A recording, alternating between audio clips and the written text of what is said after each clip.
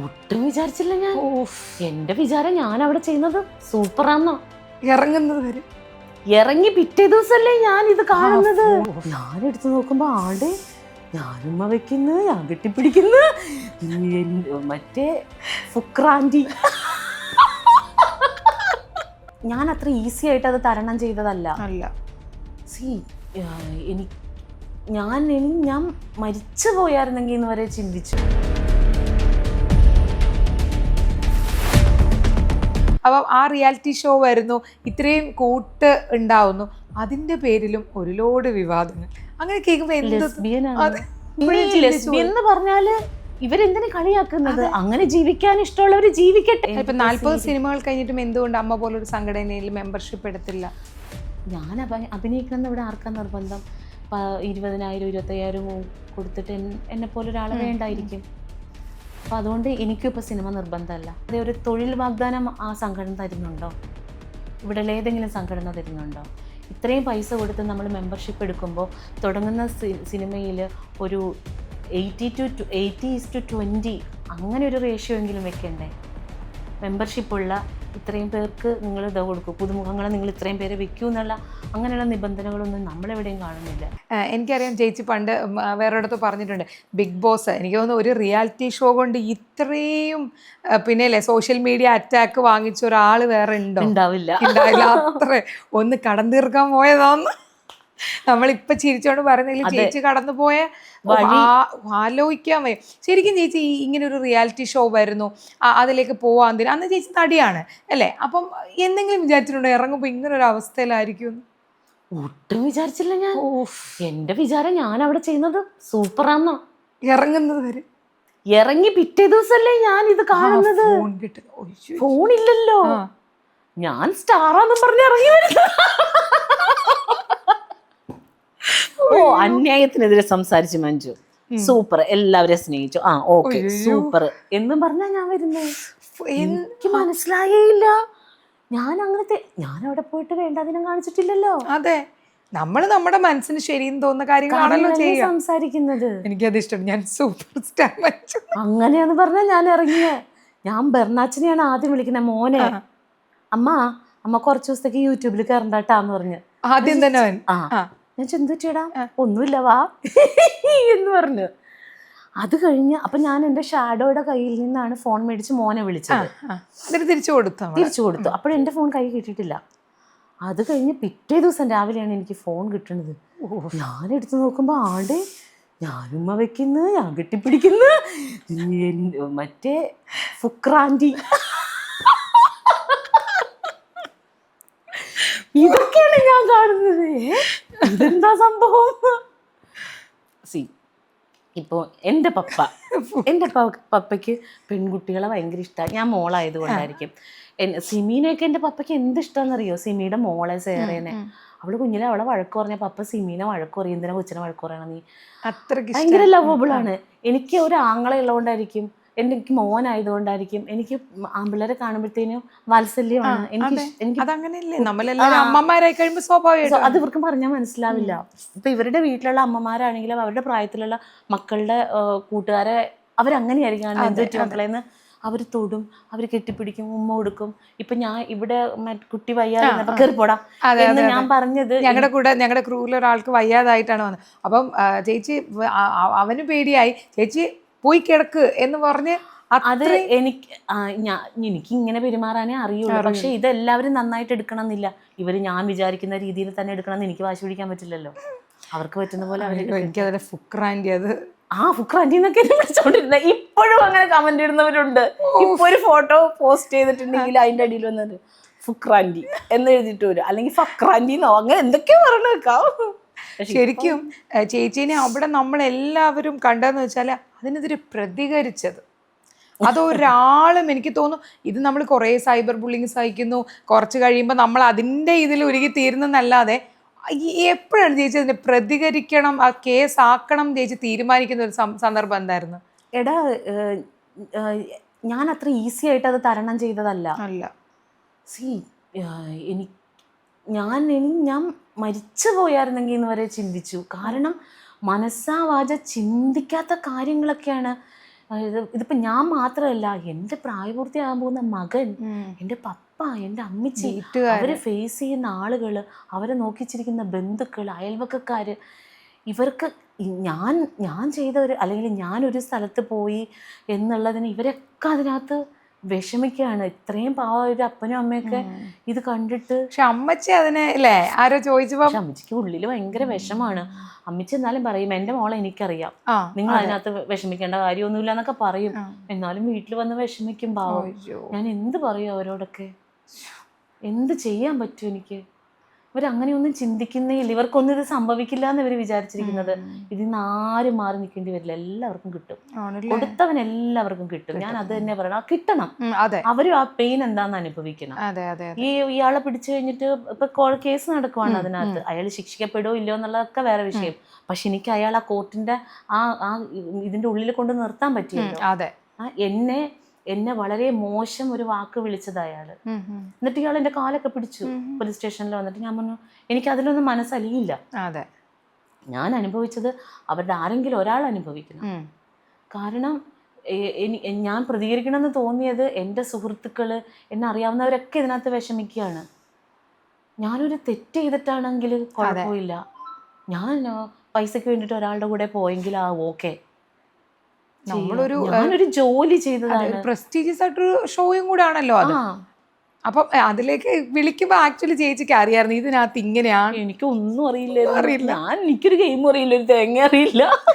ഞാൻ ഒരു പൈസ പറഞ്ഞു, ഓക്കെ അവരത് തരാൻ വില്ലിങ് ആയി, പോയേക്കാം. എനിക്കറിയില്ല ഇത്രയും ക്രൂഷ്യൽ ആയിട്ടുള്ള ഒരു സ്ഥലത്തേക്ക് ചെന്ന് കഴിയുമ്പോൾ നമ്മുടെ മാനസികാവസ്ഥയ്ക്ക് കുറെ വ്യത്യാസം വരും. എല്ലാരും വ്യത്യാസം വരും. അറിയാത്ത കുറെ ആളുകൾ അല്ലേ, എടാ ഒരു പരിചയമില്ലാത്ത കുറെ ആളുകളുടെ കൂടെയല്ലേ നമ്മളിത് താമസിക്കുന്നത്. ഒന്ന് ആലോചിച്ച് നോക്കിയേ, ഇവിടെ നമ്മുടെ കൊറോണ വന്നു, ക്വാറന്റൈൻ എന്ന് പറയുന്ന ഒരു സംഗതി വന്നു. നമ്മുടെ വീട്ടിലാണ് നമ്മൾ ഇരിക്കുന്നത്, TV ഉണ്ട്, ഫ്രിഡ്ജുണ്ട്, ഭക്ഷണമുണ്ട്, അപ്പനും അമ്മയുണ്ട്, മക്കളുണ്ട്. എല്ലാവരും ഇരുന്നിട്ട് എത്ര പേര് ഡിപ്രഷനിലേക്കും മാനസികാസ്വാസ്ഥത്തിലേക്കും പോയി. എത്ര പേർക്ക് സൈക്കോളജിസ്റ്റിന്റെ ആവശ്യം വന്നു. ഇതൊന്നുമില്ലാത്ത വേറൊരു നാട്ടിൽ ഒരു കുഞ്ഞു സ്പേസിൽ നമ്മൾ ജീവിക്കുവാണ്. ഭക്ഷണ മര്യാദക്കില്ല, ഒന്ന് പറഞ്ഞ് രണ്ടാമത്തേന് പൊട്ടിത്തെറിക്കുന്ന ആൾക്കാർ. അങ്ങനെയുള്ളൊരു സ്പേസിൽ ജീവിക്കുമ്പോൾ നമ്മുടെ കിളി പോകും, ഉറപ്പായിട്ടും പോകും. അങ്ങനെ ഒരു സ്ഥലത്തു നിന്നാണ് വരുന്നത്. അവിടെ നിന്ന് വന്ന് രക്ഷപ്പെട്ടെന്ന് പറഞ്ഞ് പുറത്തോട്ട് ഇറങ്ങിയപ്പോൾ ദേ ഇവിടെ അതിലും വലിയ വളർത്തിപ്പാടാ. എൻ്റെ ദൈവമേ. അയ്യോ, എന്നിട്ട് ഞാൻ ചോദിക്കട്ടെ, ഇപ്പൊ പോയത് പലയിടത്തും ചേച്ചി പറഞ്ഞിട്ടുണ്ട് എനിക്ക് കുറച്ച് കട ഉണ്ടായിരുന്നു, അത് ചേച്ചിക്ക് വീട്ടാൻ പറ്റും?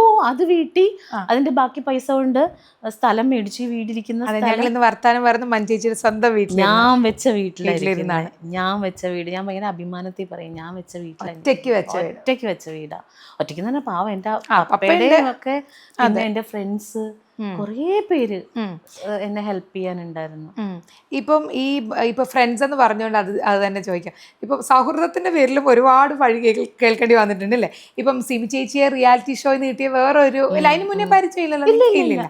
അപ്പം ആ റിയാലിറ്റി ഷോ വരുന്നു, ഇത്രയും കൂട്ട് ഉണ്ടാവുന്നു, അതിന്റെ പേരിലും ഒരു ലോഡ് വിവാദങ്ങൾ. അങ്ങനെ കേൾക്കുമ്പോ ഞാനത് എങ്ങനെ പറഞ്ഞ ആലോചിച്ച് നോക്കിയേ. പണ്ട് ഒരു ആൺകുട്ടിയും പെൺകുട്ടിയും നിന്ന് സംസാരിക്കുമ്പോൾ സാധാരണ പൊതുജനം എന്താണ് അവിടെ എന്ന് നോക്കും. ഇന്നൊരു സ്ത്രീയും സംസാരിച്ചാൽ എന്താണ് എന്ന് ചോദിക്കും. വളരെ ഊർജ്ജസ്വലമായ പോസിറ്റീവ് എനർജിയുള്ളൊരു സൗഹൃദത്തിനെ പോലും അത് സൗഹൃദമാണെന്ന് കാണാനുള്ളൊരു മനസ്സില്ലാത്ത സമൂഹത്തിലേക്ക് നമ്മൾ അധപതിച്ചു പോയി. അതെ, ഒരു ലെസ്ബിയൻ എന്നൊക്കെ ഒരു വാക്കിട്ട് അതിനെ വിളിക്കുന്നത്. 2 കുടുംബങ്ങൾ ഉള്ള 2 സ്ത്രീകൾക്ക് സന്തോഷിക്കാൻ അപ്പൊ വകയില്ല. നമ്മൾ സന്തോഷിച്ചുകൂടാ, നമ്മൾ ഇവിടെ ഇരുന്നോളണം, അങ്ങനെ ഇരിക്കാൻ പറ്റില്ല. പോയി പണി നോക്കട്ടെ. നമ്മളിപ്പോൾ അവളാണെങ്കിൽ അവളുടെ ഡ്യൂട്ടീസ് കൃത്യമായിട്ട് അവളുടെ വീട്ടിൽ നിന്ന് ഷൂട്ടിന് ഇറങ്ങുന്നുണ്ടെങ്കിൽ അവള് പിള്ളേരെ പഠിപ്പിച്ച് തിങ്കൾ ടു ബുധൻ ആ ദിവസങ്ങൾ ഉണ്ടാക്കേണ്ട സാധനങ്ങൾ ഉണ്ടാക്കി വെച്ച് വീട് വൃത്തിയാക്കി എല്ലാ കാര്യങ്ങളും ബില്ല് പേ ചെയ്ത് അങ്ങനെ ഒരു വീട്ടമ്മ എന്ന നിലയിൽ അവൾ ചെയ്യേണ്ട എല്ലാ കാര്യങ്ങളും ചെയ്തിട്ടാണ് അവൾ ഇറങ്ങി വരുള്ളൂ. അവൾ കറക്റ്റ് സമയത്ത് വിളിക്കും, അത് ചെയ്തോ സേറ, ഇന്ന് മറ്റേതിനുള്ള ക്ലാസ് ഉണ്ട്, ചെല്ല്. അങ്ങനെ അവൾ ഷൂട്ടിൻ്റെ സമയത്തും അവളുടെ വീട് നോക്കിക്കൊണ്ട് അവൾ നിൽക്കുന്നത്.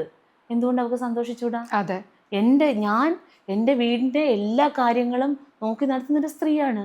എൻ്റെ മോൻ്റെ പഠിപ്പ്, എൻ്റെ പാരൻസിൻ്റെ കാര്യം, എൻ്റെ വീടിൻ്റെ ലോണ്, എല്ലാ കാര്യങ്ങളും A to Z കാര്യങ്ങൾ ചെയ്തിട്ടാണ് ഞാൻ എനിക്ക് സന്തോഷിക്കാൻ പോകുന്നത്.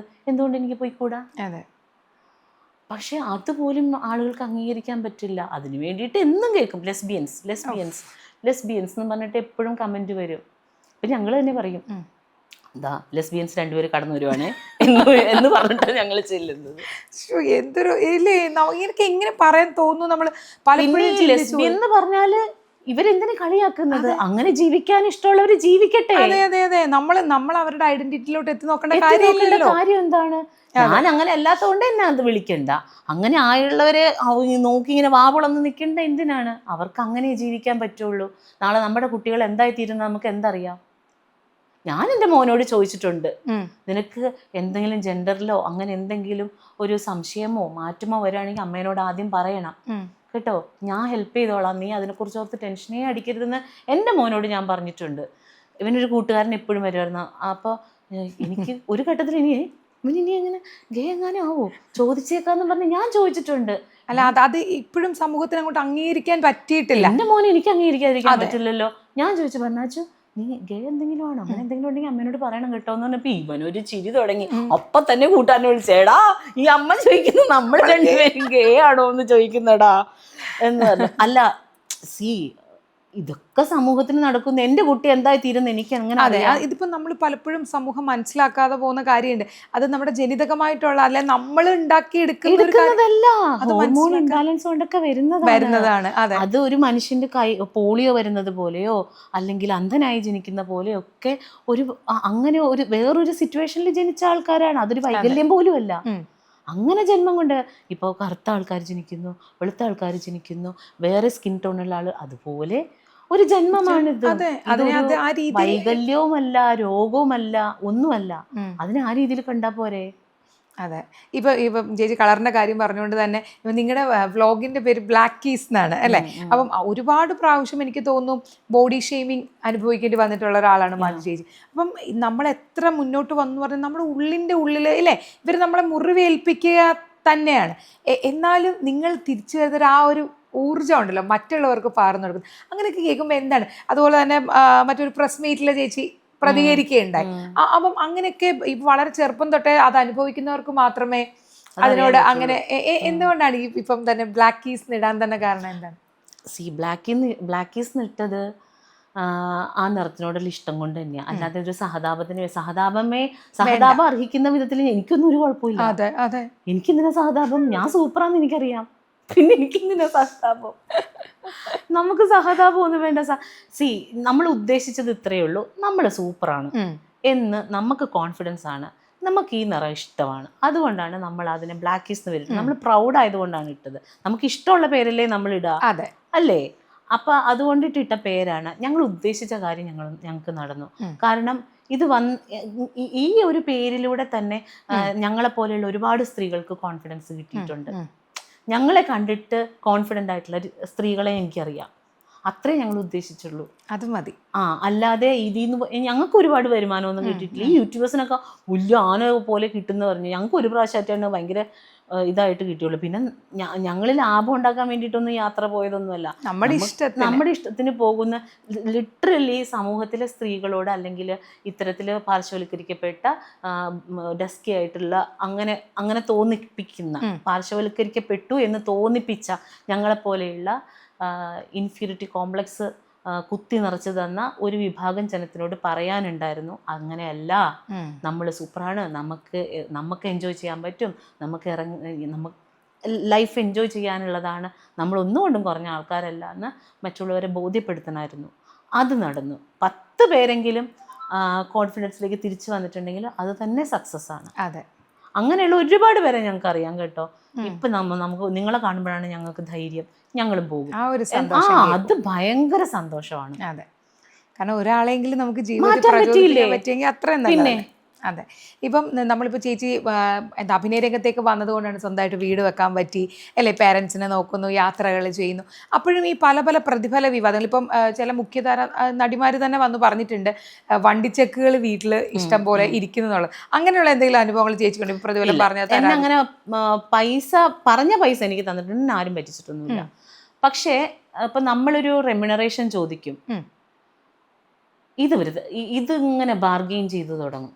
അത്രയില്ല ചിലപ്പോൾ വലിയ സ്റ്റാറുകളുടെ സിനിമയിലും സീരിയലിലും രണ്ടിടത്തും. എനിക്ക് സിനിമയിലാണ് അത് ഭയങ്കരമായിട്ട് ഫീൽ ചെയ്തിട്ടുള്ളത്. അങ്ങനെ പകുതിയായിരിക്കും പിന്നെ നമുക്ക് തരുന്നത്. അപ്പോൾ നമ്മളെപ്പോലെയുള്ള നടികൾക്ക് അത് അനിവാര്യമായി തോന്നുമ്പോൾ എന്തെങ്കിലും ആവട്ടെ അത് പോയി ചെയ്യാം, ആ ഡേറ്റ് വീട്ടിലിരുന്നിട്ടുണ്ടെങ്കിൽ ആരും കൊണ്ട് തരില്ലല്ലോ എന്നോർത്ത് പാവപ്പെട്ടവർ പോയി ചെയ്യും. അപ്പോൾ അങ്ങനെ എനിക്കൊരു വിഷമം തോന്നിച്ചിട്ടുണ്ട്. അതല്ലാതെ തന്നെ പൈസയൊന്നും ആരും പറ്റിച്ചിട്ടില്ല. കാരണം ഇപ്പോൾ പാർവതി ചേച്ചിയൊക്കെ പോലുള്ളവർ വന്ന് പറഞ്ഞിട്ടുണ്ട്, നമ്മളൊന്ന് പ്രതിഫലം കൂട്ടി ചോദിക്കാമെന്ന് വിചാരിച്ചാൽ പിന്നെ സിനിമയിൽ റോളില്ല. അതങ്ങനെ തന്നെയാണ്. ഇപ്പൊ പുതുമുഖങ്ങളുടെ കാലമല്ലേ, എല്ലാവരും അഭിനയിക്കാൻ കഴിവുള്ളവരായിരിക്കും കേട്ടോ. ഇപ്പൊ പുതുമുഖങ്ങൾ വിളിച്ചാൽ ഇപ്പൊ എന്നെപ്പോലെ സാമാന്യ ബുദ്ധിയുള്ള ആൾക്കാർ ചിന്തിക്കുന്നത് പുതുമുഖങ്ങൾ വെച്ചാൽ അവർക്ക് ലാഭമാണല്ലോ, ഫ്രഷ് ഫേസായി, പൈസ അത്രയും കൊടുക്കണ്ട. അപ്പം ആദ്യം പറഞ്ഞതുപോലെ ഞാൻ അഭിനയിക്കണമെന്ന് ഇവിടെ ആർക്കും നിർബന്ധമില്ല. എനിക്ക് മാത്രമേ ഉള്ളൂ ഞാൻ അഭിനയിക്കണമെന്ന് നിർബന്ധം. അവർക്ക് അവരുടെ വർക്ക് നടന്നാൽ പോരെ, അത്രയേ ഉള്ളൂ. അപ്പോൾ സിനിമയിൽ നിന്ന് ഔട്ടാവണമെങ്കിൽ നമുക്ക് പ്രതിഫലമൊക്കെ കൂടുതൽ ചോദിക്കണം, അപ്പോൾ നമ്മൾ ഔട്ടാവും. ഒരു ടിപ്പാണെന്ന്. ഇപ്പം ചേച്ചി അമ്മയിൽ മെമ്പർഷിപ്പ് ആണോ ചേച്ചിക്ക്? അല്ല, അങ്ങനത്തെ സംഘടനകൾ എന്തുകൊണ്ട് മെമ്പർഷിപ്പ്? ഇതൊക്കെ വലിയ വിവാദം കത്തി തീരും കേട്ടോ. എന്നാലും ഞാൻ പറയാ, ഞാനിപ്പോൾ സിനിമയൊന്നും അങ്ങനെ ചെയ്യുന്നില്ല. എനിക്ക് അങ്ങനെ എന്തുകൊണ്ട് ആദ്യമൊക്കെ അവസരങ്ങൾ കുറഞ്ഞു വന്നു. അപ്പോൾ എന്തുകൊണ്ടാണെന്ന് ഞാൻ ചോദിച്ചപ്പോൾ എനിക്കൊരു റീസൺ കിട്ടിയില്ല. എന്തുകൊണ്ടാണ് എന്നെ സിനിമയിലേക്ക് വിളിക്കാത്തതെന്ന് എനിക്ക് മനസ്സിലായില്ല. ഇപ്പോഴും എനിക്ക് അറിഞ്ഞൂടാ. ആദ്യം പറഞ്ഞത് തന്നെയാണ്, ഞാൻ അഭിനയിക്കണമെന്ന് ഇവിടെ ആർക്കാ നിർബന്ധം? 20,000 25,000 കൊടുത്തിട്ട് എന്നെപ്പോലെ ഒരാളെ വേണ്ടായിരിക്കും. അപ്പോൾ അതുകൊണ്ട് എനിക്കും ഇപ്പോൾ സിനിമ നിർബന്ധമല്ല. എന്നെ വേണ്ടാത്തൊരു സ്പേസിലേക്ക് ഇനിയിപ്പോൾ ഞാൻ എനിക്കൊരു അവസരം താന്ന് ഞാൻ ചോദിച്ചാൽ നടക്കുന്നുമില്ല. അങ്ങനെ ഇപ്പം 40 സിനിമകൾ കഴിഞ്ഞിട്ടും എന്തുകൊണ്ട് അമ്മ പോലൊരു സംഘടനയിൽ മെമ്പർഷിപ്പ് എടുത്തില്ല? അതെന്തുകൊണ്ടാണെന്നറിയോ? ശരിക്കും അമ്മ പോലൊരു സംഘടനയിൽ മെമ്പർഷിപ്പ് എടുക്കണമെങ്കിൽ 2.5-3 തോന്നുന്നു ഇപ്പോഴത്തെ എമൗണ്ട്. 2.5 ലക്ഷം രൂപ എന്ന് പറഞ്ഞാൽ എന്നെ സംബന്ധിച്ചൊരു ഹ്യൂജ് എമൗണ്ടാണ്. ഒരു സംഘടനയിൽ നമ്മൾ അത്രയും പൈസ ഇൻവെസ്റ്റ് ചെയ്യുമ്പോൾ ആ സംഘടന നമുക്ക് പെൻഷൻ എന്ന് പറയുന്ന 5,000 രൂപ എന്തോ ആണ് തരുന്നത്. അത് ഇപ്പം മുതലുണ്ടോ, ഒരു ഏജ് കഴിയുമ്പോഴാണ് ഈ 5,000 രൂപ വെച്ച് തരുന്നതെന്ന് തോന്നുന്നു അല്ലേ? അതല്ലാതെ ഒരു തൊഴിൽ വാഗ്ദാനം ആ സംഘടന തരുന്നുണ്ടോ? ഇവിടെ ഏതെങ്കിലും സംഘടന തരുന്നുണ്ടോ? ഇത്രയും പൈസ കൊടുത്ത് നമ്മൾ മെമ്പർഷിപ്പ് എടുക്കുമ്പോൾ തുടങ്ങുന്ന സിനിമയിൽ ഒരു 80:20 അങ്ങനെ ഒരു റേഷ്യോ എങ്കിലും വെക്കണ്ടേ? മെമ്പർഷിപ്പുള്ള ഇത്രയും പേർക്ക് നിങ്ങൾ ഇത് കൊടുക്കൂ, പുതുമുഖങ്ങളെ നിങ്ങൾ ഇത്രയും പേരെ വെക്കൂ എന്നുള്ള അങ്ങനെയുള്ള നിബന്ധനകളൊന്നും നമ്മളെവിടെയും കാണുന്നില്ല. എല്ലാത്തിലും പുതിയ ആളുകൾ വരുന്നു, അവർ വന്ന് മെമ്പർഷിപ്പ് എടുക്കുന്നുണ്ട് അവർക്ക്. പക്ഷെ അതല്ലാതെ അവിടെ ജോലി ഇല്ലാതിരിക്കുന്ന എത്രയോ സ്ത്രീകളുണ്ട്. ഒരാൾക്കും സംഘടന എനിക്കറിയില്ല അങ്ങനെ സംഘടന പറയുന്നുണ്ടോയെന്ന്, കാരണം ഞാൻ അതിനകത്തില്ല. പക്ഷെ ഞാനിവരാരും സിനിമയിൽ കാണുന്നില്ല. അപ്പം അതുകൊണ്ട് ഞാൻ ഓർത്ത്, എനിക്ക് വർക്കില്ലാതിരുന്നിട്ടുണ്ടെങ്കിൽ എനിക്ക് വർക്കൊന്നും മേടിച്ചു തരാൻ ഒരു സംഘടനയ്ക്കും പറ്റില്ല. പിന്നെ എന്തിനാ? അപ്പോൾ നമ്മൾ സിനിമയെക്കുറിച്ച് സംസാരിക്കുമ്പം ലില്ലിക്കുട്ടിയെക്കുറിച്ച് പറയാതിരിക്കാൻ പറ്റില്ല. എനിക്ക് ഭയങ്കര ഇഷ്ടമുള്ളൊരു കഥാപാത്രമാണ് മഞ്ജുചേച്ചിയുടെ. അപ്പം അതൊരു എല്ലായിടത്തും പറഞ്ഞു കേട്ടിട്ടുണ്ട്, ആക്സിഡൻറ്റൊക്കെ ശേഷം ആണ്. ശരി, അതിനകത്ത് നമുക്ക് ഒന്നുകൂടെ എടുത്ത് കാണുമ്പോൾ അറിയാം മുഖമൊക്കെ കുറച്ച് വ്യത്യാസമുണ്ട്. എന്നിട്ടും ലാലേട്ടൻ്റെ കൂടെ നേരെ എല്ലാം സീനിൽ ലാലേട്ടൻ്റെ കൂടെ തന്നെയാണ്. എങ്ങനെയായിരുന്നു ആ ഒരു അനുഭവത്തിൽ ചേച്ചി ഓർക്കുന്നത്? ഇങ്ങനെ വിളിക്കുന്നു, ഉത്തരം ജിത്തു ജോസഫിൻ്റെ വലിയ സിനിമ. അതിനൊരു 11 ദിവസം മുമ്പ് ഞാൻ വണ്ടിയിൽ നിന്ന് വീഴുന്നത്. അപ്പം ഇങ്ങനെ മുഖമൊക്കെ ഇവിടേക്ക് ഇങ്ങനെ അത് സൂക്ഷിച്ച് നോക്കാനറിയാം. ഈ പ്ലാസ്റ്റിക് സർജറി ചെയ്തിട്ട് അതിൻ്റെ നൂല് ഇടയ്ക്കിടയ്ക്ക് ഇങ്ങനെ അകത്തുനിന്ന് വരും, തന്നെ പോകുന്നതല്ലേ. അപ്പം ഇങ്ങനെ നീരൊക്കെ വെച്ച് അങ്ങനെയായിരുന്നു ആ സിനിമ ചെയ്ത്. ഭയങ്കര വേദന, എനിക്ക് മേക്കപ്പ് ഒക്കെ ചെയ്യുമ്പോൾ വേദന എടുക്കും, ഇവിടത്തെ നീരാ, മുറിവല്ലേ. അങ്ങനെ ചെയ്ത സിനിമയാണ്. പിന്നെ ലാലേട്ടൻ എന്ന് പറയുന്ന ആ വലിയ പ്രതിഭയുടെ കൂടെ അഭിനയിക്കാൻ പറ്റുന്നു. ഞാൻ ആദ്യം പറഞ്ഞാൽ വേറെ എന്തൊക്കെയോ എൻ്റെ ചുറ്റും സംഭവിക്കുന്നുണ്ട്, ഞാൻ പോലും അറിയാതെ. അങ്ങനെ ഇതേപോലെ വളരെ കംഫർട്ടബിളായിട്ട് കുറേ ഇങ്ങനെ ഇപ്പോൾ എനിക്ക് തോന്നിയത് എന്താണെന്നറിയാമോ? ഇപ്പോൾ ലാലേട്ടനൊക്കെ എത്രയോ സീനിയറാണ്, സൂപ്പർ സ്റ്റാർ. അതെ. പക്ഷേ 8 മണിയെന്നാണ് പറയുന്നതെങ്കിൽ ഫുൾ മേക്കപ്പിൽ 7:50 ആകുമ്പോൾ അവിടെ ഉണ്ടാകും. ഈ ലാലേട്ടന് വേണ്ടിയിട്ട് ഒരു 5 മിനിറ്റ് ഒരിടത്തും വൈകില്ല. അത്രയും പങ്ക്ച്വലാണ്. അവർക്ക് ഇനിയും വേണം, ഞാൻ അത്രയും അത്രയും അപ്ഡേറ്റഡ് ആയിരിക്കണം എന്ന് ചിന്തിക്കുന്നതാണ്. പക്ഷേ പിന്നീട് വന്ന നമ്മളെപ്പോലെയുള്ളവരൊക്കെ 8 പറഞ്ഞാൽ 8:30 ആകുമ്പോൾ ഹോട്ടലിൽ നിന്ന് ഇറങ്ങും അല്ലേ? അങ്ങനെയാണ് മിക്കവാറും പേര്. അങ്ങനെയൊക്കെയുള്ള കുറേ കാര്യങ്ങൾ പഠിക്കാൻ പറ്റി കേട്ടോ. ഈ സീനിയേഴ്സിൻ്റെ ഒക്കെ കൂടെ അഭിനയിക്കുമ്പോൾ നമുക്ക് അങ്ങനെയൊക്കെയുള്ള കാര്യങ്ങൾ മനസ്സിലാകും. അതുപോലെ മമ്മൂക്കയുടെ കൂടെയുള്ള ഉട്ടോപ്പിയയിലെ രാജാവ് എങ്ങനെയൊന്നും ഇപ്പം മമ്മൂക്കയെ കുറിച്ച് നമ്മൾ എല്ലാവരും പറയുമ്പോൾ എല്ലാവർക്കും പേടിയും ബഹുമാനവും. പക്ഷെ നമുക്ക് ഭയങ്കര എന്താ പറയണേ, തമാശയൊക്കെ പറഞ്ഞിങ്ങനെ പൊട്ടിച്ചിരിക്കും. എനിക്ക് പേടിയുണ്ടായിരുന്നു സെറ്റിലേക്ക്. പിന്നെ മമ്മൂക്കാനെ എല്ലാവർക്കും പേടിയാണ്, എനിക്കും പേടിയായിരുന്നു. പക്ഷേ എനിക്ക് തോന്നുന്നില്ലേ, വളരെ സീരിയസ് ആയിട്ട് തമാശ പറയാനേ അറിയുള്ളൂ എന്ന് തോന്നുന്നു മമ്മൂക്കയ്ക്ക്. തമാശ ഇങ്ങനെ മുഖത്ത് വലിയ കാര്യമായിട്ടൊന്നും ഇല്ല. ചിരിക്കുമ്പോഴാണ് നമുക്ക് അയ്യോ തമാശ അങ്ങനെ. പക്ഷെ എനിക്ക് മമ്മൂക്കാനോടൊരു പേടിയുള്ള കാരണം എനിക്കിങ്ങനെ മാറി നിന്ന് കാണാനൊക്കെ ആയിരുന്നു ഇഷ്ടം. നമുക്ക് അഭിനയിക്കുന്നതൊക്കെ നമുക്ക് പറഞ്ഞൊക്കെ തരും, അതിങ്ങനെ ഒന്ന് പറഞ്ഞു നോക്കും എന്ന്, എല്ലാം സീരിയസ് ആയിട്ടേ പറയുള്ളൂ. അപ്പം അങ്ങനെയായിരുന്നു മമ്മൂക്കാൻ്റെ കാര്യത്തിൽ. അപ്പോൾ ഇവരിൽ നിന്നൊക്കെ ഇങ്ങനെ ഇവർ പല വിധത്തിൽ, ഇപ്പം സിദ്ദിഖിക്ക ഒരു ഡയലോഗ് കിട്ടിയത് പല മോഡുലേഷനിൽ പറഞ്ഞു നോക്കുന്നതൊക്കെ കണ്ടിട്ടുണ്ട് ഞാൻ. കണ്ണാടിയുടെ ഫ്രണ്ടിൽ നിന്നിട്ട് പല തരത്തിൽ നടന്നു നോക്കുന്നു സിദ്ദിഖിക്ക. അപ്പൊ അതൊക്കെ അവരുടെ പ്രാക്ടീസ് ആണ്. അങ്ങനെയൊക്കെ ചെയ്യാമെന്നുള്ളത് എനിക്ക് മനസ്സിലായത് ഇങ്ങനെയുള്ള ആളുകളുടെ കൂടെ അഭിനയിക്കുമ്പോഴാണ് നമുക്കത് മനസ്സിലാവുന്നത്. അങ്ങനെയൊക്കെയുള്ള കാര്യങ്ങൾ പഠിക്കാൻ പറ്റി. പിന്നെ ലില്ലിക്കുട്ടി എന്ന് പറയുന്നത് ഇന്നും ഒരു കരിയറിലെ ഒരു നാഴികക്കല്ല് തന്നെ അല്ലേ ചേച്ചി? അവര് ഭയങ്കര നല്ല സ്ത്രീയായിരുന്നു. അവർക്കൊരാളോട് ഉള്ളില് തീവ്രമായ പ്രണയം തോന്നുന്നു, എന്നാൽ അവര് മാരീഡാണ്, അവർക്ക് അവരുടെ ഫാമിലി വലുതാണ്.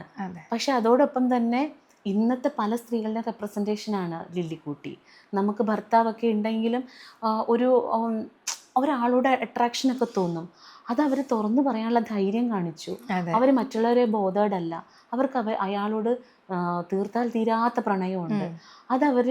അയാളുടെ ഒരു കുഞ്ഞു ചിരിയിൽ, അയാളുടെ തല കമ്പിയിൽ ഇടിക്കാതിരിക്കാൻ വേണ്ടിയിട്ട് കൈവച്ച് അത്രയും ഇന്നസെൻ്റ് ആയിട്ടുള്ളൊരു സ്ത്രീയാണ് അവർ.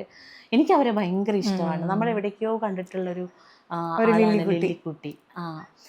അപ്പോഴും യാത്ര പറഞ്ഞു പോകുമ്പോൾ അവരുടെ കയ്യിൽ കൊടുത്ത ഒരു ഉമ്മയാണ് അവരുടെ പ്രണയത്തിൻ്റെ പ്രതിഫലം. ഉലഹന്നാനെ അവർ പ്രണയിച്ചിട്ട് അവർക്ക് കിട്ടിയത് അവരുടെ കയ്യിലൊരു ഉമ്മയാണ്. അത് മതി അവർക്ക്. അതിൽ അവർ സംതൃപ്തയായിട്ടാണ് അവിടെ നിന്ന്. അവർക്ക് അവരുടെ ജീവിതത്തിലോട്ട് ഇറങ്ങി ചെല്ലണ്ട, അയാളെ വിവാഹം കഴിക്കേണ്ട, അയാളുടെ ഭാര്യയുടെ പദവി തട്ടിയെടുക്കേണ്ട, ഒന്നും വേണ്ട. അവർക്ക് ആ ഒരു ഉമ്മ മതി. അവരുടെ പ്രണയം തിരിച്ചു കിട്ടി. അതിൽ വളരെ ഹാപ്പി ആയിട്ട് തിരിച്ചു പോയ ലില്ലിക്കുട്ടി. എനിക്ക് അവരെ ഭയങ്കര ഇഷ്ടമാണ്. എനിക്ക് ആ കഥാപാത്രം ചേച്ചി ചെയ്ത് വെച്ചിരിക്കുന്നത് എനിക്ക് പേഴ്സണലി ഭയങ്കര ഇഷ്ടം. നമുക്ക് കാണുമ്പോൾ ഒരു സ്നേഹം തോന്നുന്ന ഒരു കഥാപാത്രം അല്ലേ? അങ്ങനെ തോന്നി. ഇപ്പൊ ഈ പറഞ്ഞത് അത്രയും തലത്തിലേക്ക് ചിന്തിച്ചിരുന്നില്ല, ഈ പറഞ്ഞപ്പം ഒന്നുകൂടി ഇഷ്ടമായി. അതെ, അവരൊരു പാവമായിരുന്നു. അതുപോലെ തന്നെ എനിക്ക് തോന്നുന്നു മഞ്ജേച്ചി ഇപ്പം ഇത്രയും സിനിമകളുടെ കാര്യം പറയുമ്പം ഫഹദിന്റെ കൂടെയുള്ള സിനിമ, ദുൽഖറിന്റെ കൂടെ കമ്മട്ടിപ്പാടം, അതുപോലെ തന്നെ എനിക്കിഷ്ടപ്പെട്ട തൊട്ടപ്പനകത്തെ ആ ഒരു കഥാപാത്രം, അയ്യോ അവള് പറയുന്നതെന്ന് വിശ്വസിക്കാൻ, അങ്ങനെയൊക്കെ പറഞ്ഞ് ഭയങ്കര ഒരു നിഷ്കള. അങ്ങനെ എടുത്തു പറയാൻ ഇപ്പം ഇത്രയും സിനിമകളിൽ കുറേ നല്ല കഥാപാത്രങ്ങളുണ്ട് അല്ലേ? അപ്പൊ എങ്ങനെയാണ് ചേച്ചിയിലേക്ക് വരുന്ന കഥ? ഇപ്പൊ ചേച്ചി പറഞ്ഞില്ല ഞാൻ സിനിമ വേണ്ടാന്നങ്ങ് വെക്കുന്നു, എങ്കിലും ഇങ്ങനെ വരുന്ന കഥാപാത്രങ്ങളുടെ ഒരു സെലക്ഷൻ എങ്ങനെയാണ്? അങ്ങനെ ഒരു സെലക്റ്റീവായിട്ടൊക്കെ ചെയ്യാനായിട്ട് ഞാൻ അത്രയും ഒരുപാട് കഥാപാത്രങ്ങൾ വരുന്ന ഒരാളല്ല ഞാൻ. എന്നെക്കൊണ്ട് പറ്റുന്ന കഥാപാത്രങ്ങളെയാണ് എന്നെ അവർ വിളിക്കാറ്. അതെനിക്ക് കേൾക്കുമ്പോൾ മനസ്സിലാവും, ഇതെനിക്ക് ചെയ്യാൻ ഓക്കെ ആയിരിക്കും എന്നുള്ളത് മനസ്സിലാവും. അല്ലാതെ അങ്ങനെ ഭയങ്കര ഒരു സെലക്ഷൻ പ്രോസസ്സ് ഒന്നും നടത്തേണ്ട കാര്യം എനിക്ക് പ്രൊഫഷണലി ഉണ്ടായിട്ടില്ല. പിന്നെ വേണ്ടാന്ന് വെച്ചത് ഒരു ഘട്ടം എത്തിയപ്പോൾ ഈ സെർവൻറ്റ്, പ്രോസ്റ്റിറ്റ്യൂട്ട്, ഇങ്ങനെയൊക്കെയുള്ള സംഗതികൾ ഞാൻ വേണ്ടാന്ന് വെച്ചു. കാരണം 1-2 ചെയ്തിട്ടുണ്ട് കേട്ടോ ഞാൻ. ഒരിടയ്ക്ക് ഇങ്ങനെ ഇത് എന്നെ വിളിക്കാൻ തുടങ്ങി. അപ്പം ഇങ്ങനെ ടൈപ്പ് ചെയ്യപ്പെടുന്ന പോലെ എനിക്ക് തോന്നിയത് കൊണ്ട് ഞാനിനി അത് ചെയ്യുന്നില്ല എന്ന് തീരുമാനിച്ച് ഇപ്പം അങ്ങനെയുള്ള വേഷങ്ങളൊക്കെ വിളിക്കുന്നുണ്ട്. പക്ഷെ ഞാൻ പോവാറില്ല, ചെയ്യുന്നില്ല. ഞാൻ ഇത് തന്നെ പറയും, ഞാൻ ഇങ്ങനെയുള്ള വേഷങ്ങൾ ചെയ്യുന്നില്ല എന്ന്. പറയുന്ന സ്വാതന്ത്ര്യം നമുക്കുണ്ടല്ലോ. ഇപ്പം മഞ്ജേച്ചിയോട് സംസാരിക്കുമ്പോഴായാലും പോസ്റ്റുകളൊക്കെ കാണുമ്പോൾ ഭയങ്കര തുറന്ന പുസ്തകമാണ്. എന്ത് മനസ്സിൽ വരുന്നോ അതങ്ങ് സംസാരിക്കുകയാണ്. ഇപ്പോൾ അവസാനത്തെ ഫേസ്ബുക്ക് അല്ലെങ്കിൽ ഇൻസ്റ്റാഗ്രാം പോസ്റ്റ് നോക്കുമ്പോഴും ആ കുഞ്ഞിൻ്റെ മരണത്തിനോട് അനുബന്ധിച്ച് എത്ര വികാര നിർഭരമായിട്ടാണ് ചേച്ചി അത് അതങ്ങനെയാണോ ഇങ്ങനെയാണോ അതിനകത്ത് ശരി തെറ്റുകളോ അല്ലെങ്കിൽ അതൊന്നുമില്ല. ചേച്ചിക്ക് എന്ത് തോന്നുന്നോ അത് ചേച്ചി തുറന്ന് ഇപ്പം എൻ്റെ ഇന്ത്യയിൽ തന്നെയാണെങ്കിലും എന്ത് ചോദ്യങ്ങൾക്കും ഒന്ന് ആലോചിക്കുന്നുണ്ട്, ഞാൻ എന്താണോ അതങ്ങ് പറയണം. അപ്പം ഇങ്ങനെ ഒരു സെലിബ്രിറ്റി സ്റ്റാറ്റസിൽ നിൽക്കുമ്പോൾ ഇങ്ങനത്തെ തുറന്നു പറച്ചിലുകൾ എങ്ങനെ നമ്മളെ ബാധിക്കും അങ്ങനെയൊക്കെ ചേച്ചി ചിന്തിക്കാറുണ്ട്? എന്നെ ബാധിക്കണ്ടോന്ന് സത്യമായിട്ടും എനിക്കറിയില്ല.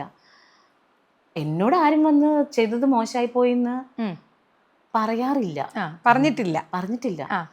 ഇനിയിപ്പോൾ പറഞ്ഞാലും എനിക്ക് അതന്ന് പോസ്റ്റ് ഇടാൻ കാര്യം ഞാൻ ഭയങ്കര ഡിസ്റ്റർബ്ഡ് ആയിരുന്നിട്ടോ. എനിക്കത് കേട്ടിട്ട് ഒന്നാമത്തെ എൻ്റെ മോൻ്റെ പ്രായമാണ് ആ കുഞ്ഞിന്.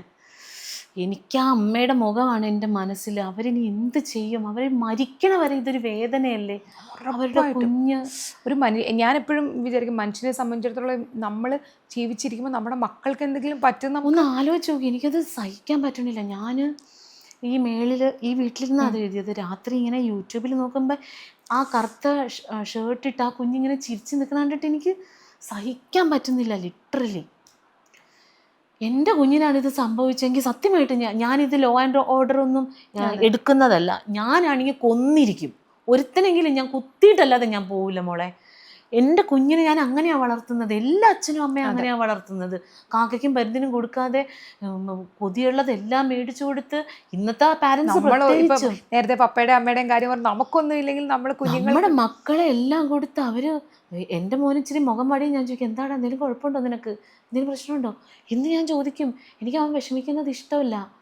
അപ്പം അങ്ങനെ വളർത്തിക്കൊണ്ട് വന്നൊരു കുഞ്ഞ് അവനൊന്നും ആവാതെ നമ്മളൊക്കെ തല്ലി പിടിച്ചിട്ടില്ലേ സ്കൂളിൽ പഠിക്കുമ്പോൾ, എന്തോരം വഴക്കുണ്ടാക്കിയിരിക്കുന്നു. എന്നാലും വേദന വാഗൊണ്ട് എന്തെങ്കിലും പറയുമെങ്കിലും വേദന എടുപ്പിച്ച് അടിക്കാൻ നമുക്ക് മനസ്സ് വരുമോ? ഒരിക്കലും ഇല്ല.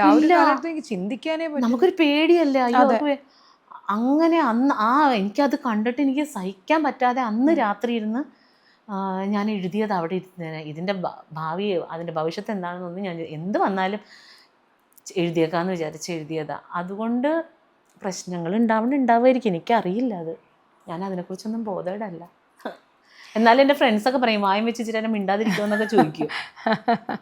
ഇൻഡസ്ട്രിയിലുള്ളവരായിട്ട് അധികം അങ്ങനെ പറയുള്ളൂ. എൻ്റെ പൊന്നെ നിനെക്കുറിച്ച് ഇതിനെ വായടച്ചിരിക്കാൻ പറ്റുമോ, എന്തിനിങ്ങനെ പറയിപ്പിക്കുന്നതെന്ന് ചോദിക്കും. ഇപ്പം സിനിമയും സീരിയലും ഒരുപോലെ അഭിനയിക്കുന്നു. സീരിയലുകൾ ഒരുപാട് ചെയ്യുമ്പം സിനിമയിൽ അവസരം കുറയുന്നത് പലരും ഇപ്പം എൻ്റെ ഇൻ്റർവ്യൂവിൽ തന്നെ പറഞ്ഞിട്ടുണ്ട്. അപ്പം അങ്ങനെ തന്നെയാണോ? ഓ അതെ, അങ്ങനെ തന്നെയാണ്. എന്തുകൊണ്ടാണെന്ന് എനിക്കറിയില്ല. പിന്നെ എനിക്ക് തോന്നണതേ നമ്മൾ ഭയങ്കരമായിട്ട് നമ്മുടെ മുഖം ഭയങ്കര ഫെമിലിയറായി പോയതിൻ്റെ ആയിരിക്കണം. എനിക്ക് കണ്ടെത്താനായിട്ട് ഇപ്പം മിനി സ്ക്രീനിലൊക്കെ ഞാൻ അല്ലെങ്കിൽ യൂട്യൂബിൽ അല്ലെങ്കിൽ നമ്മുടെ ബ്ലാക്കിസ് എന്ന് പറഞ്ഞ ചാനലിലൊക്കെ നമ്മളിങ്ങനെ ഫെമിലിയർ ആയിട്ട് വന്നുകൊണ്ടിരിക്കുമ്പോൾ സിനിമയ്ക്കൊരു പുതുമ നഷ്ടപ്പെട്ടു പോയിട്ടുണ്ടാവണം. എനിക്ക് കണ്ടെത്താനായിട്ട് ആ ഒരു റീസണേ ഉള്ളൂ. അല്ലാതെ നമ്മുടെ വർക്കിന്റെ കാര്യത്തിൽ നമ്മൾ പങ്ക്ച്വലാണ്, നമ്മൾ അത്യാവശ്യം മോശമില്ലാതെയൊക്കെ അഭിനയിക്കുന്നൊക്കെ ചെയ്ത സിനിമയിലും സീരിയലിലൊക്കെ എല്ലാവരും പറയുന്നുണ്ട്. 2 വർഷം ഞങ്ങൾക്ക് സംസ്ഥാന സർക്കാരിന്റെ അവാർഡ് ഉണ്ടോ. അപ്പൊ അതുകൊണ്ട് അതുമായിരിക്കില്ല കാരണം. അപ്പോൾ മുഖത്തിന്റെ പുതുമ നഷ്ടപ്പെട്ടിട്ടുണ്ടാവണം. അതായിരിക്കും ഞാൻ കണ്ടെത്തിയ റീസൺ. ഇപ്പം ഏറ്റവും പ്രിയങ്കരം ഏതെന്ന് പറഞ്ഞാൽ ഏതായിരിക്കും? സിനിമയായിരിക്കുമോ സീരിയലായിരിക്കും? എനിക്ക് അഭിനയിച്ചാൽ മതി. അങ്ങനെയില്ല. കാരണം സിനിമയിൽ വേറൊരു തരം അഭിനയം, സീരിയലിൽ വേറൊരു അങ്ങനെ നമുക്കറിയില്ലല്ലോ. ഇപ്പോൾ 5000 രൂപ തരുന്നിടത്തും 25,000 രൂപ തരുന്നിടത്തും നമുക്ക് 2 തരത്തിൽ അഭിനയിക്കാൻ പറ്റില്ലല്ലോ. ഇപ്പോൾ ഒരു തുണി മേടിച്ചാൽ 500 രൂപയ്ക്ക് ആ തുണിയുടെ കുറഞ്ഞ ക്വാളിറ്റി കിട്ടും, 5000 രൂപയ്ക്ക് ആ തുണിയുടെ നല്ല ക്വാളിറ്റി കിട്ടും അല്ലേ? അങ്ങനെ നമുക്ക് അഭിനയത്തിൽ ചെയ്യാൻ പറ്റില്ല. നമ്മൾ ഇവിടെയാണെങ്കിലും നമുക്ക് അറിയാവുന്നത് വൃത്തിയായിട്ട് ചെയ്യാനല്ലേ നമുക്ക് പറ്റുള്ളൂ. ഈ സിനിമയിൽ 5000 തന്നുള്ളൂ, ഇവിടെ കുറച്ച് അഭിനയിച്ചാൽ മതി എന്ന് ഏതെങ്കിലും ഒരാൾ ചിന്തിക്കുമോ? ഇല്ല. അപ്പോൾ എവിടെയാണെങ്കിലും മനസ്സ് നിറഞ്ഞ് നല്ല സീനുകൾ ചെയ്യുക എന്നുള്ളതാണ് എനിക്കിഷ്ടം. ഇപ്പം ചക്രത്തിലെ കാര്യം പറഞ്ഞാൽ എൻ്റെ തലയിൽ ആ സാധനം വരുന്നില്ല എന്നറിയില്ല. എങ്കിലും മറിമായമാണ് ഇപ്പം നമ്മുടെ വീണ്ടും ഒരു അഭിനയപാത. അപ്പം ആദ്യത്തെ സീൻ ഓർമ്മയുണ്ടോ? എങ്ങനെയായിരുന്നു? ടെൻഷൻ അടിച്ചതല്ല, ടെൻഷനുണ്ട്, ഭയങ്കര ടെൻഷനുണ്ട്. ഞാൻ നോക്കുമ്പോൾ ഈ മനുഷ്യരാരും ഡയലോഗ് പഠിക്കുന്നില്ല. എല്ലാവരും അങ്ങോട്ടും ഇങ്ങോട്ടൊക്കെ നടക്കുവാണ്. ഒരാൾ അവിടെ നിന്ന് കാലൊക്കെ കയറ്റി വെച്ച് പാട്ടൊക്കെ കേട്ട് അങ്ങനെ ഇരിക്കുന്നുണ്ട്. പിന്നെ കുറേ പേര് വിഗ് എടുത്ത് വെച്ച് നോക്കുന്നൊക്കെ ഉണ്ട്.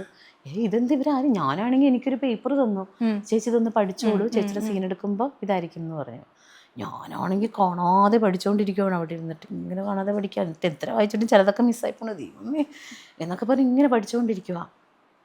അപ്പം ഇവരുടെ സീനൊക്കെ എടുക്കുന്നുണ്ട്. അത് കഴിഞ്ഞപ്പോൾ സാറ് വന്നിട്ട് പറഞ്ഞു നമുക്ക് ഒന്ന് ചെയ്ത് നോക്കാം എന്ന് പറഞ്ഞു. അങ്ങനെ ആ എന്ന് പറഞ്ഞു, ചെയ്തോ എന്ന് പറഞ്ഞു. ഞാനപ്പോൾ ആ സീനിൽ തകർത്ത് അഭിനയിക്കുവാണ്. പഠിച്ചേക്കുന്ന ഡയലോഗ് വള്ളി പുള്ളി വിടാതെ പറഞ്ഞു. അപ്പോൾ സാറ് പറഞ്ഞു കൊള്ളൂല എന്ന് പറഞ്ഞു. അയ്യോ അയ്യോ അങ്ങനെ തന്നെ പറഞ്ഞു കൊള്ളൂലെന്ന് പറയും. അപ്പം ചെയ്തില്ലേ വേണ്ട എന്നൊക്കെ പറയും. അപ്പം ഞാൻ എൻ്റെ ദൈവമേ എന്തീ പറയുന്നത്, കൊള്ളൂല, എന്തൊരു മനുഷ്യനാണെന്ന് ഞാൻ ചിന്തിച്ചു. ഇതൊന്നും ഇവിടെ വേണ്ടെന്ന് പറഞ്ഞു. തരണ പൈസക്കുള്ളത് അഭിനയിച്ചാൽ മതി, എക്സ്ട്രാ ഒന്നും ഇടണ്ട.